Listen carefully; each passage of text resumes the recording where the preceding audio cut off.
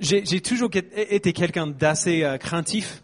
Naturellement, quand j'étais jeune, cette crainte se manifestait par la timidité que certains d'entre vous, si vous me connaissez bien, vous le voyez peut-être un petit peu encore.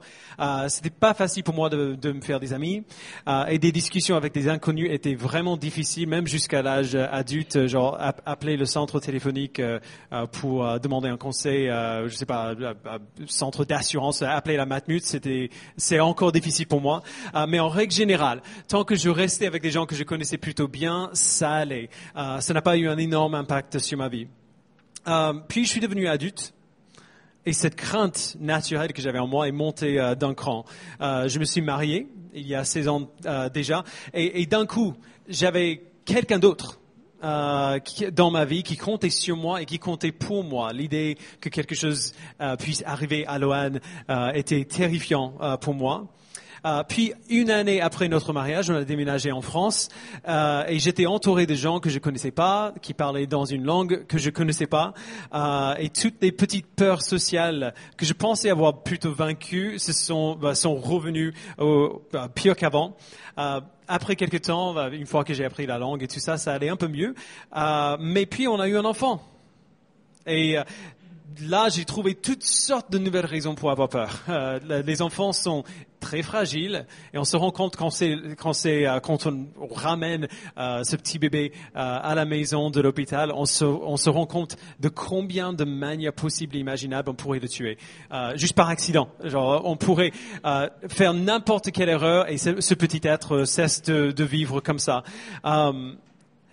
Et ainsi de suite. Vous voyez ce que je veux dire. Souvent, quand on pense à nos peurs, on pense à ces grands problèmes qui ont le potentiel de changer nos vies. La perte d'un emploi, un problème financier inattendu, une maladie grave et ainsi de suite. Mais en réalité, ce n'est pas seulement les grandes choses qui nous menacent. Il y a des millions de dangers qui nous entourent tous les jours. Comme on a vu dimanche dernier, les êtres humains sont des êtres fragiles et temporaires et les menaces viennent contre nous constamment de tous les côtés. Du coup, dans notre série sur les psaumes qu'on prend tous les ans au niveau de l'été, cette année on est dans le livre 4. On a commencé le livre 4 avec le psaume 90 la semaine dernière et aujourd'hui on va simplement continuer pour le psaume 91. Parce que comme dit Derek Kidner, le psaume 91 c'est un psaume pour le danger. C'est un psaume pour les temps de stress, pour les temps de souffrance, ou alors pour ces temps où on a besoin de confronter le mal d'une manière ou d'une autre. C'est pour ces temps qui demandent du courage. Et donc ce psaume est là pour nous donner le courage qu'il nous faut. Je peux témoigner comme quelqu'un de naturellement craintif qu'à chaque fois que j'ai peur, c'est à ce psaume que je me tourne. Ce psaume a été le psaume le plus important pour moi, en tout cas, en ce qui concerne ma lutte contre la peur. Mais c'est un défi pour nous de le lire pour plein de raisons, surtout si on le lit de manière superficielle. Et donc, pour vraiment voir comment bénéficier de ce psaume comme on est censé le faire, on a besoin de faire 2 ou 3 choses. Déjà, on a besoin de regarder simplement à ce que le psaume dit. Ce qui est écrit dans le psaume. C'est relativement simple, ce n'est pas un psaume qui est compliqué. Mais après, on a besoin de faire un pas de recul pour voir pourquoi ce psaume est difficile pour nous d'accepter. Et enfin, on a besoin de voir comment le reste de la Bible informe la manière dont on devrait lire ce psaume pour qu'on puisse le prêcher à nous-mêmes, le prier nous-mêmes en toute honnêteté quand on a peur. Et donc, on va commencer tout simplement par le psaume lui-même. Donc, je vous invite à lire avec moi. On va le prendre petit à petit au fur et à mesure qu'on avance. Le psalmiste, donc c'est un psalmiste anonyme, on ne sait pas exactement qui l'a écrit, mais il commence avec une sorte de phrase résumée de tout ce qui va suivre. Au verset 1, il dit « Celui qui habite sous l'abri du Très-Haut repose à l'ombre du Tout-Puissant ». Donc ça commence par une proclamation générale, comme le celui au verset 1 suggère. En gros, quiconque fait ça peut s'attendre à ça. Et donc, qu'est-ce qu'on doit faire et qu'est-ce qu'on peut attendre si on le fait? On doit, il dit, habiter sous l'abri du Très-Haut. Et il est très important de voir dès le début que le psalmiste ne parle pas ici de chercher de l'abri, mais d'habiter dans l'abri. Loan et moi vivions en Floride centrale avant de venir en France. Chaque année, pendant quelques mois, vers la fin de l'été, à chaque fois, il y a ce qu'on appelle la saison des orages. Tous les jours, en fait, il fait super chaud, vers 45, 46 degrés, un taux d'humidité de 90%.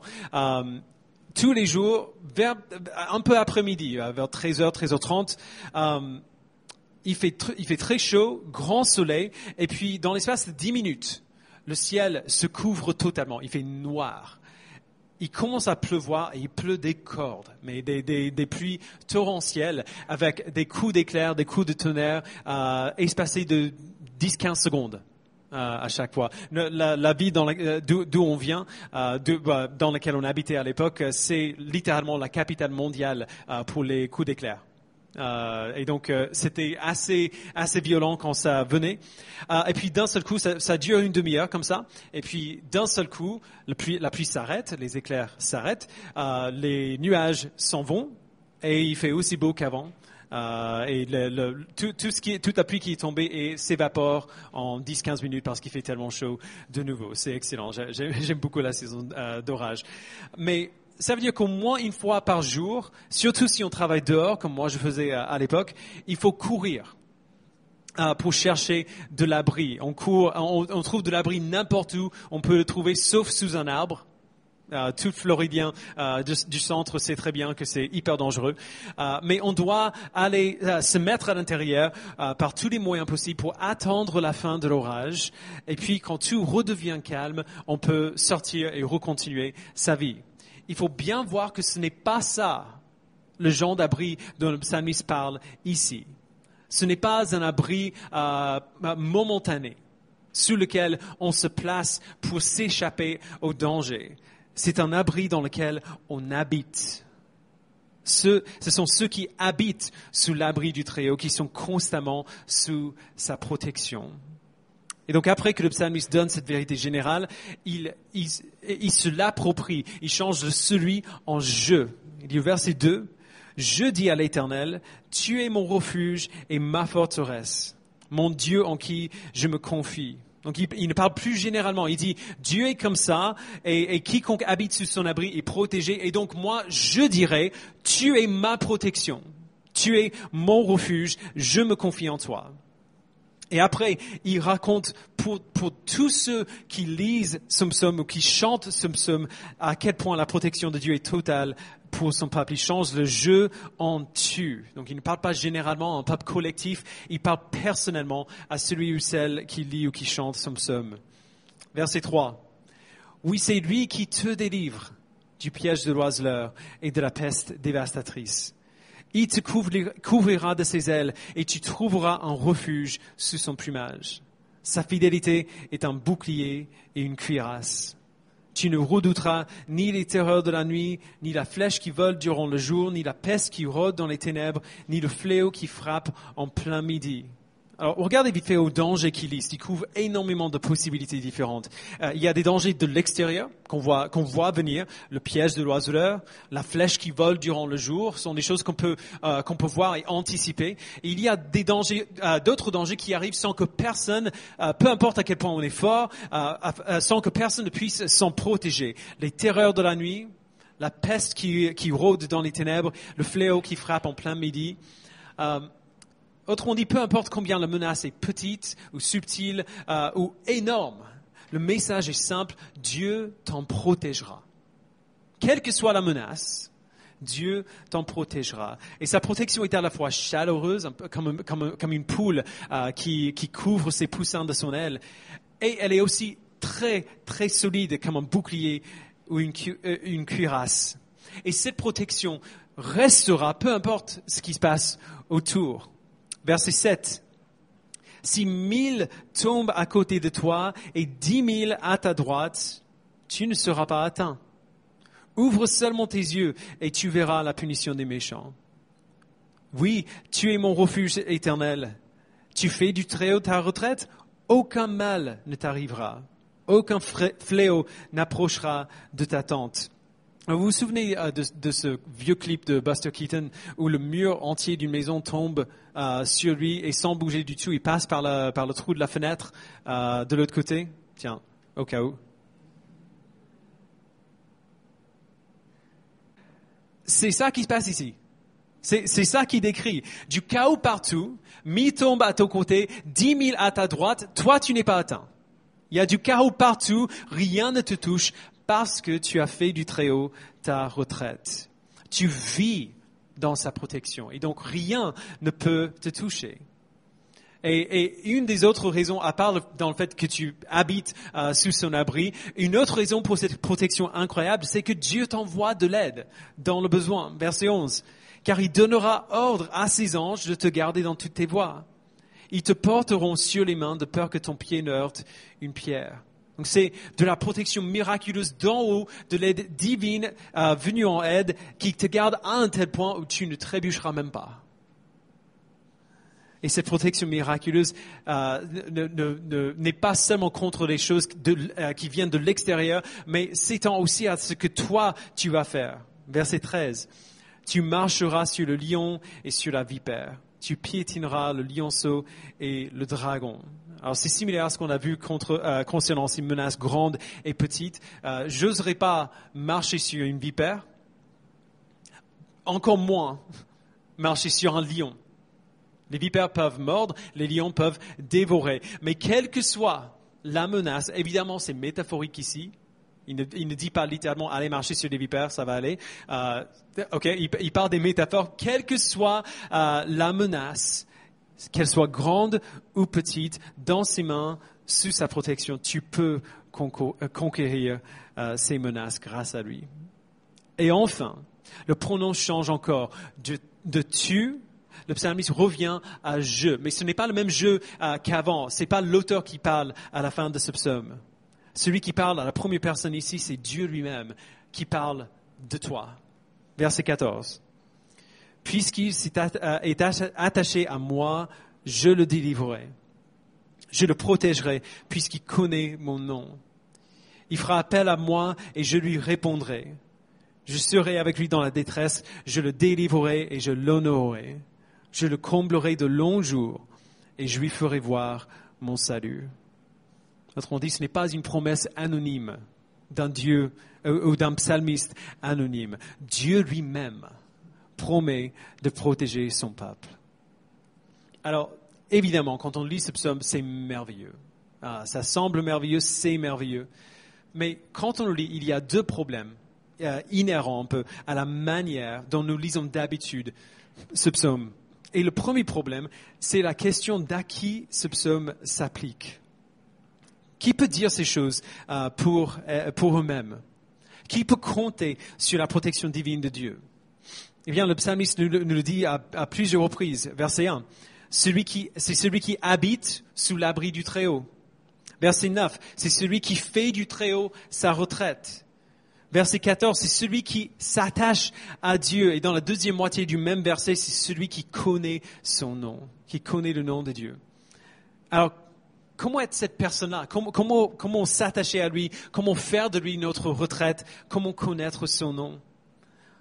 On fait ça en plaçant toute notre affection sur lui et toute notre confiance en lui pour être tout ce qu'il a promis d'être pour son peuple. À l'époque où ce psaume a été écrit, les saints de l'Ancien Testament faisaient déjà ça par l'intermédiaire des prêtres et des sacrifices, par la loi que Dieu avait donnée à travers Moïse. Mais en Jésus-Christ, Dieu nous donne un moyen encore meilleur pour faire la même chose. On n'a plus besoin des sacrifices à répétition. On a un sacrifice parfait qui nous a été donné une bonne fois pour toutes. Dieu le Fils, devenu un homme, qui a vécu la vie parfaite qu'on aurait dû vivre. En fait, il a parfaitement fait, Jésus, ce que ce psaume appelle le peuple de Dieu à faire. Jésus habitait sous l'abri du Très-Haut. Il habitait constamment dans la présence de son Père. Il était attaché à son Père avec un amour parfait. Il connaissait parfaitement son Père. Et à la croix, lorsqu'il a pris nos péchés sur lui-même et a souffert le jugement pour nos péchés, il a été notre intermédiaire. Il a enlevé le péché qui nous séparait du Père. À sa résurrection, il a appliqué sa vie parfaite à nous pour faire que ce qui est vrai pour lui soit aussi vrai pour nous. Ce que je vais dire va sembler une transition un peu bizarre, mais c'est pas une transition du tout, c'est le même sujet. Une fois, pour parler de ce que ça veut dire que de lui faire confiance, de placer sa foi en lui, Jésus a utilisé la métaphore un peu surprenante de manger sa chair et de boire son sang. Dans l'évangile de Jean, on voit au chapitre 6 qu'il parle de cette manière-là. Il ne parle pas littéralement, bien sûr, il le dit de cette manière pour exprimer la profondeur avec laquelle nous participons à sa vie, à sa mort et à sa résurrection par la foi en lui, c'est-à-dire une profondeur totale. Ce qui est vrai pour lui devient vrai pour nous. Et qu'est-ce qui se passe quand on fait cela, quand on place notre foi en lui? Qu'est-ce qui se passe quand, de manière métaphorique, nous mangeons sa chair et nous buvons son sang?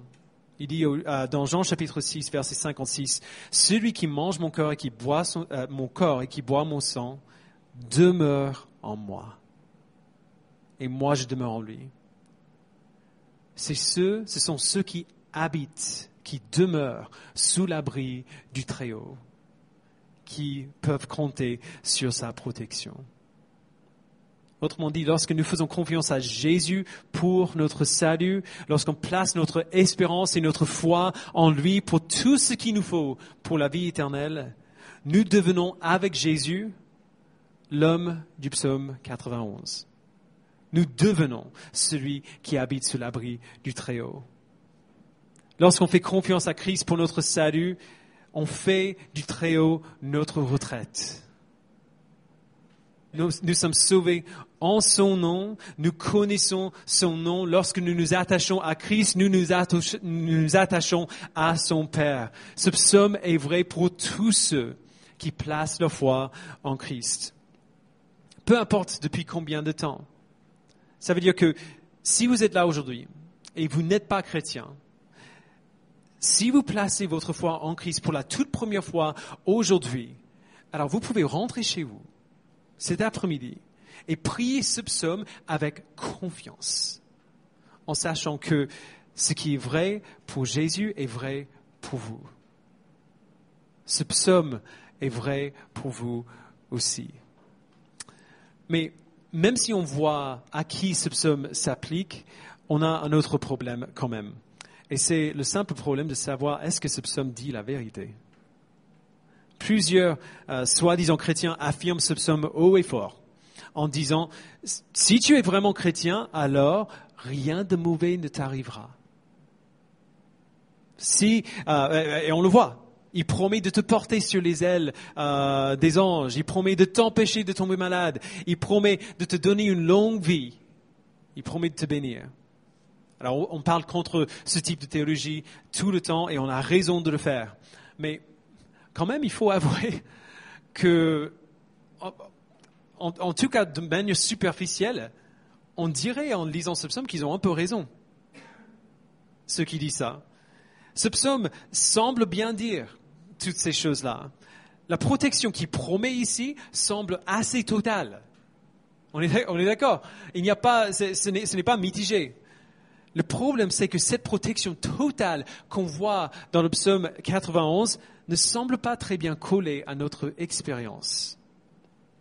Regardez au versets 9 et 10, qui sont pour moi un peu les versets qui résument le tout. Tu fais du Très-Haut ta retraite, aucun mal ne t'arrivera. Aucun mal ne t'arrivera. Vraiment? Aucun mal. Parce que, je suis désolé, je connais bien des chrétiens qui ont bien souffert. On peut penser aux chrétiens envoyés dans la Colisée à Rome pour se faire manger par les lions, pour le divertissement des foules.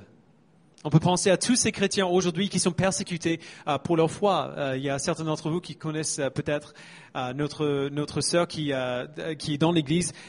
Elle est ici en France parce qu'elle fuit de la persécution en Chine pour sa foi. Elle ne sait pas comment va sa famille. Elle ne sait pas si elle pourra rester en France ou si elle devra retourner chez elle. Comment est-ce qu'elle peut lire ce psaume? Comment est-ce qu'elle peut vraiment croire à la protection qui est promise ici, la protection contre ses ennemis, alors qu'elle a déjà tout perdu aux mains de ses ennemis? La plupart d'entre nous n'avons jamais fait l'expérience de ce type de persécution ou de souffrance, mais nous souffrons d'autres manières. On souffre peut-être de la ridicule pour notre foi, le rejet de notre famille. Et même si on ne souffre pas pour sa foi, on souffre de manière ordinaire, comme tout le monde. On tombe malade, on perd nos proches, on souffre des douleurs relationnelles. Comment ce psaume peut être vrai? Si pour les enfants de Dieu qui ont la foi en Christ, ces choses sont promises, comment est-ce que ce psaume peut-il dire la vérité? Particulièrement quand il est rempli de promesses qui semblent tellement absolues. Comme tout autre texte dans la Bible, celui-ci peut être dangereux si on le prend en dehors du contexte du reste de la Bible. Encore, verset 9, « Tu fais du Très-Haut ta retraite, aucun mal ne t'arrivera. » Le mot pour mal ici, qui englobe un peu tous les autres dangers qui sont listés, ce mot est un peu vague en hébreu. Il comprend la dépravation humaine, les catastrophes naturelles et tout ce qui tombe un peu entre les deux. Donc c'est très très général. Il peut être difficile de voir exactement de quoi il parle ici quand il parle du mal. Mais on comprend mieux quand on voit d'autres endroits où il est utilisé. Par exemple, dans l'histoire de Joseph, dans le livre de la Genèse, les frères de Joseph, si vous vous souvenez de l'histoire, sont remplis de jalousie contre lui parce que leur père l'aime plus qu'eux. Et donc ils le jettent dans un puits, le vendent en esclavage et disent à leur père qu'il est mort. Il est envoyé en esclavage en Égypte, envoyé en prison pour un crime qu'il n'a pas commis, et il passe des années dans cette prison à ne rien faire qu'attendre. Mais tout cela l'amène au bon endroit, au bon moment, pour sortir de la prison, pour monter en puissance en Égypte, pour être averti par Dieu contre une famine imminente. Et depuis sa position de puissance, il prépare le pays et les pays autour pour la famine, et il sauve ainsi des millions de vies. Et donc quand Joseph et ses frères sont enfin réunis, Joseph peut donner une analyse claire et appropriée de ce qui s'est passé. Il leur dit dans Genèse 50, verset 20, « Vous aviez projeté de me faire du mal. » Alors arrêtez un instant, c'est le même mot pour mal que le psalmiste emploie dans le psaume 91, verset 10. Alors c'est quoi ce mal? Quel est le mal qu'ils avaient projeté lui faire? C'est évident quand on lit l'histoire, c'est la destruction de sa vie, l'enlèvement de tout ce qui donnait de la valeur, tout ce qui donne de la valeur à sa vie. C'est le mal dans ce contexte, et clairement c'est aussi ce que ça veut dire dans le contexte du psaume 91, qui donne toute cette série de situations qui menacent la vie. Mais qu'est-ce qu'il dit par la suite? Vous aviez projeté de me faire du mal, Dieu l'a changé en bien. Et quel est ce bien?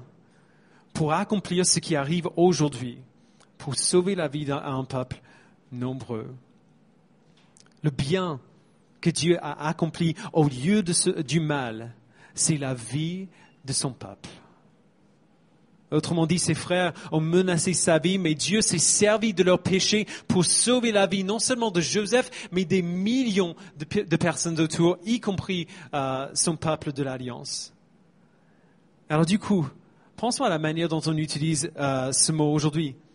Quand on pense au mal aujourd'hui, on peut penser juste à la dépravation humaine, mais aussi à tout ce qui menace notre confort, notre bien-être. Quand on se cogne la tête, on dit ça fait mal. Alors évidemment, ce n'est pas le même degré de mal, mais la manière dont le psalmiste du psaume 91 utilise ce mot va beaucoup plus loin. Le mal ici, ce n'est pas une menace contre notre confort, mais contre notre vie, contre notre salut. Et on voit cela par la dernière promesse du psaume au verset 16. Dieu promet, je le comblerai de longs jours et je lui ferai voir mon salut.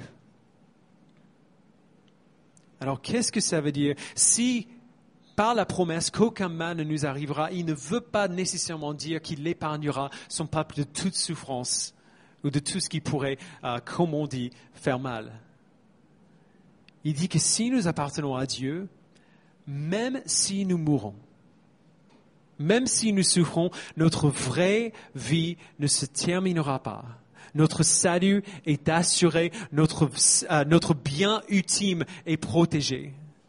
Et rien ne peut empêcher cette promesse de se réaliser. C'est ainsi que le psalmiste puisse dire, tu fais du Très-Haut ta retraite, aucun mal ne t'arrivera. Aucun fléau n'approchera de ta tente.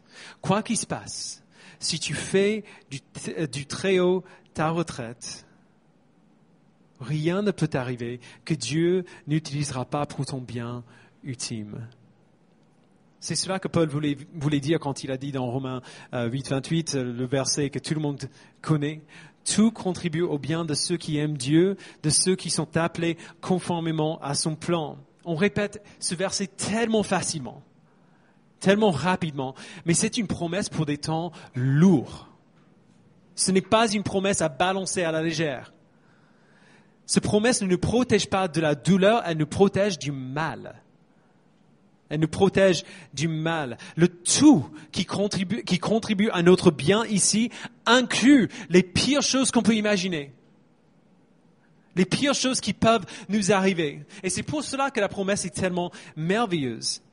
La pire chose qui peut t'arriver n'est aucunement un obstacle à la protection de Dieu.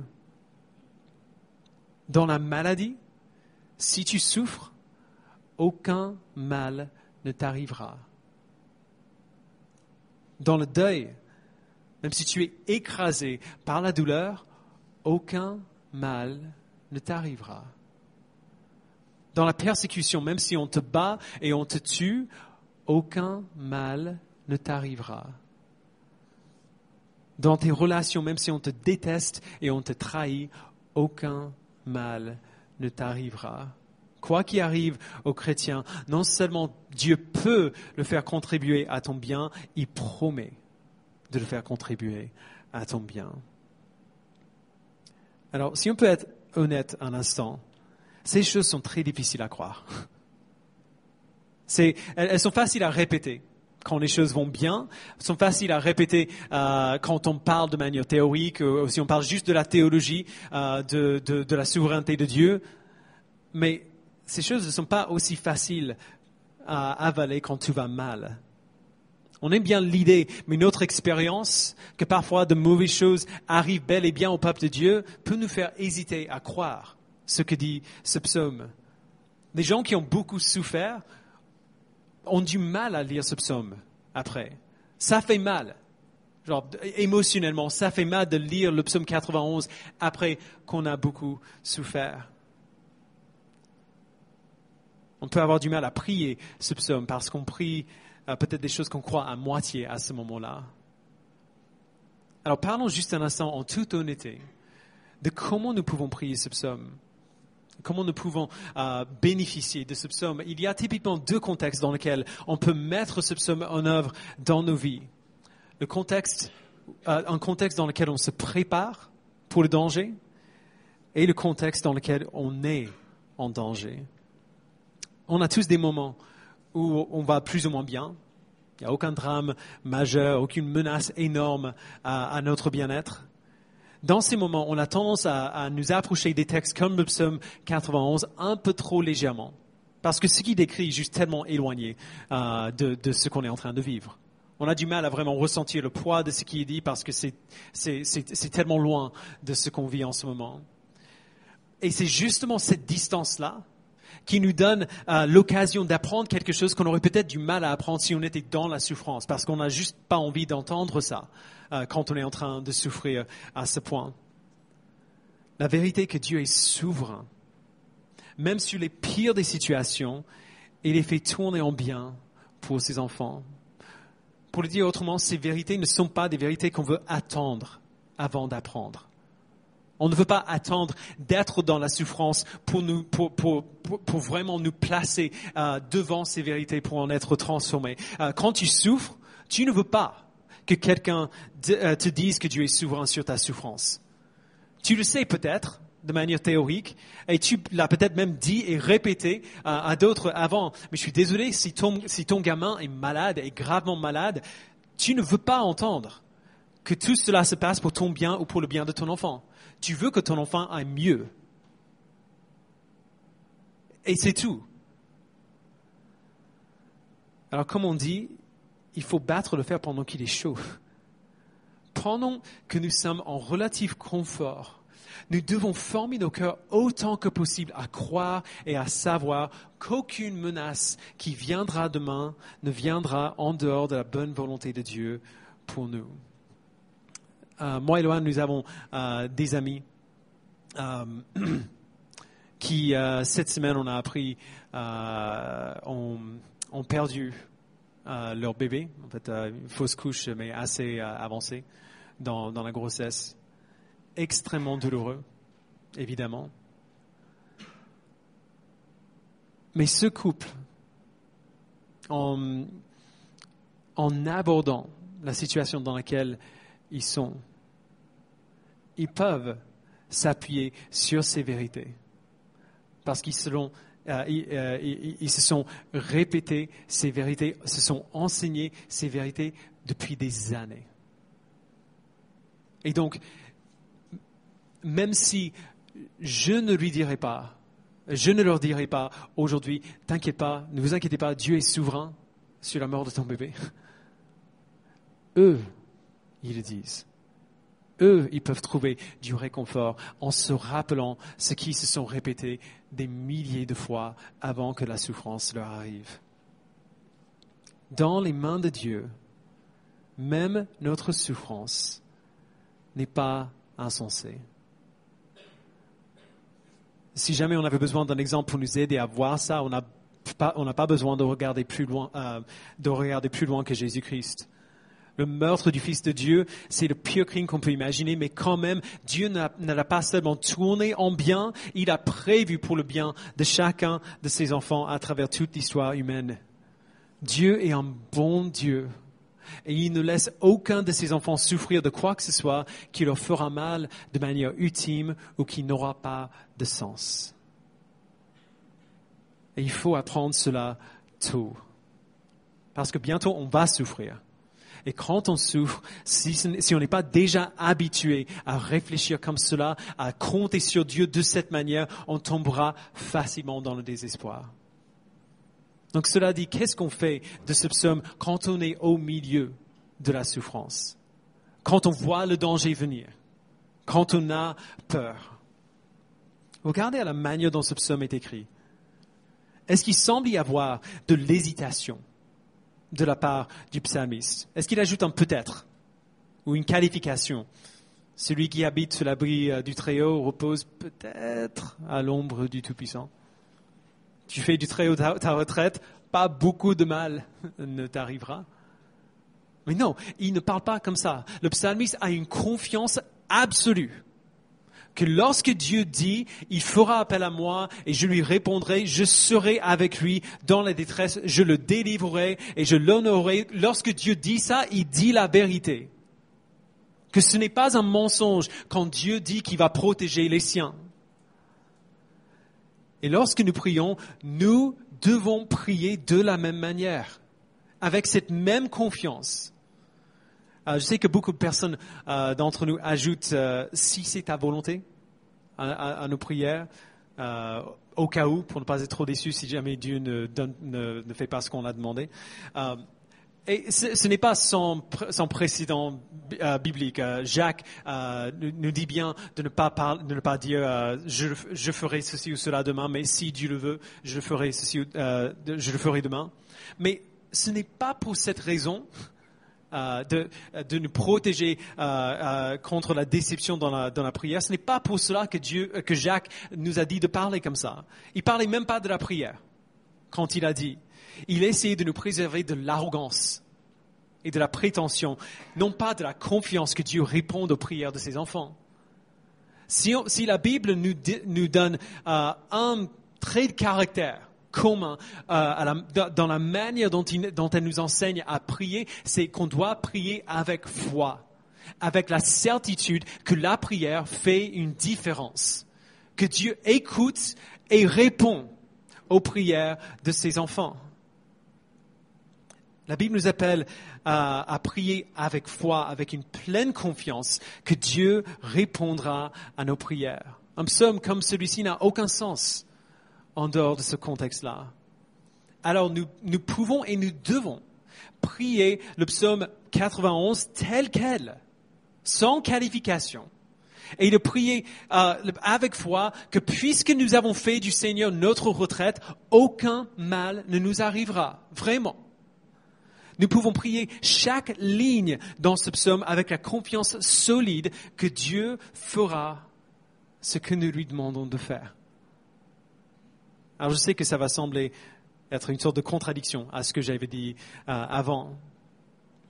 La Bible dit que Dieu répond aux prières des siens. Dieu répond aux prières de ses enfants. Ce psaume nous dit que Dieu protège ses enfants de manière parfaite. Mais la Bible nous dit aussi que parfois, Dieu ne nous donne pas exactement ce que nous lui demandons.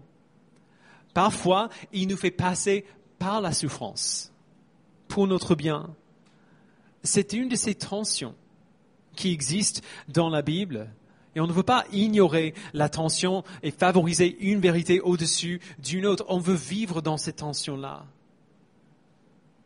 L'apôtre Paul nous dit dans Philippiens 4, versets 6 et 7, « Ne vous inquiétez de rien, mais en toute chose, faites connaître vos besoins à Dieu par des prières et des supplications dans une attitude de reconnaissance.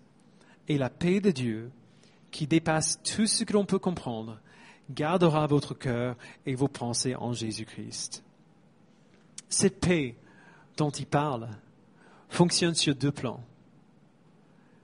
Lorsque nous prions, la paix de Dieu garde nos cœurs et nos pensées parce que nous croyons qu'il nous donnera ce que nous lui demandons quand on prie. On place nos besoins devant Dieu et on lui fait confiance qu'il va répondre à nos prières. Et lorsque nous prions, sa paix garde nos cœurs et nos pensées parce que nous croyons que même s'il ne nous donne pas ce que nous lui demandons, il est toujours bon et il est toujours Dieu. Nous prions avec la confiance absolue que Dieu va nous donner ce que nous lui demandons et que même s'il ne le fait pas, il est toujours bon et il est toujours Dieu.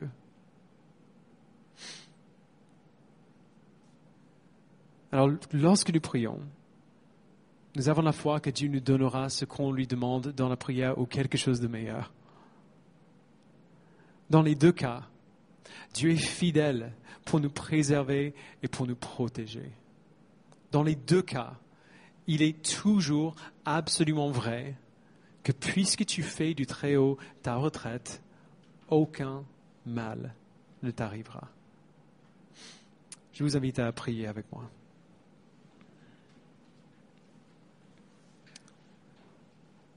Père, je te remercie. Merci, Père, de ne pas avoir donné de qualification à tes promesses. De ne pas avoir dit, si toute cette liste de critères sont satisfaits, à ce moment-là, je ferai ce que je dis. Merci, Père, de nous avoir dit que la seule chose dont nous avons besoin pour bénéficier de ta protection, c'est bénéficier de ta protection. La seule chose dont nous avons besoin pour vivre sous ton abri, c'est courir vers ton abri en Jésus-Christ. Merci, Père, d'avoir placé ces conditions et de nous avoir donné les conditions qu'il fallait pour en bénéficier.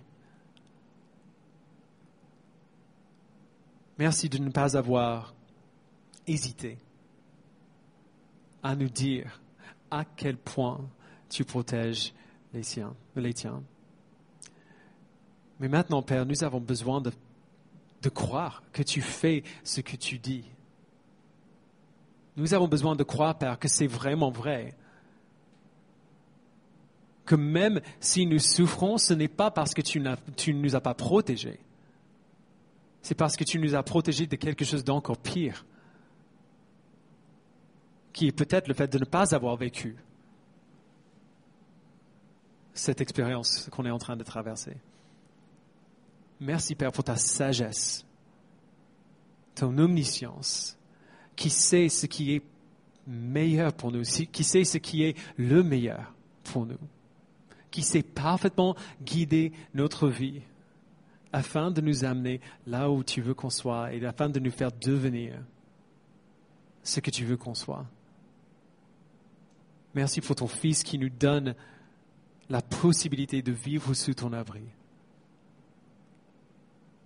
Donne-nous, Père, de faire de toi notre retraite en Jésus-Christ. C'est en son nom que nous le prions. Amen.